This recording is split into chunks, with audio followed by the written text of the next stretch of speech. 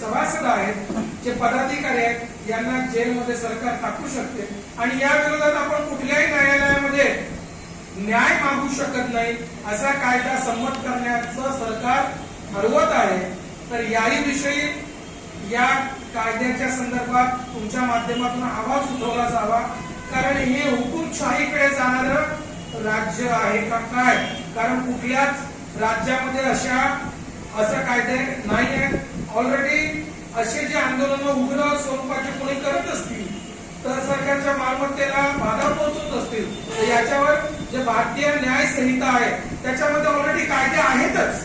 मग हे वेगळे कायदे करण्याची गरज काय? आणि जर तुम्हाला नक्सल अर्बनसाठी जर कायदा करायचा असेल तर याच्यामधनं कर्मचारी संघटना, सामाजिक संघटना यांना वगळण्यात यावं अशी तुमच्या माध्यमातून आम्ही सरकारला विनंती करतो।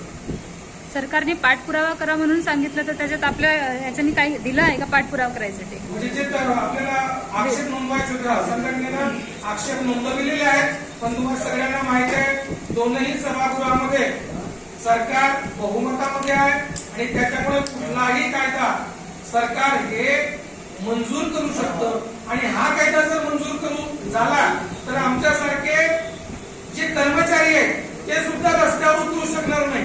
आम्ही काही अर्बन नक्सल नाही आहोत, आम्ही कर्मचारी आहोत, तरी सुद्धा आम्ही रस्त्यावर उतरून आपल्या मागण्यासाठी आंदोलन करू शकणार नाही आणि हा अतिशय घातक आणि लोकशाहीचा धडा लावणारा कायदा आहे। आपलं राज्य हुकुमशाहीकडे जात आहे का अशी शंका आमच्या मनामध्ये निर्माण होते। संघटनेचा मेळावा संपन्न झाला, त्या मेळाव्यामध्ये कोण उपस्थित होते, कोणाच्या हस्ते उद्घाटन झाले होते आणि काय विधेयक पारित करण्यात आले?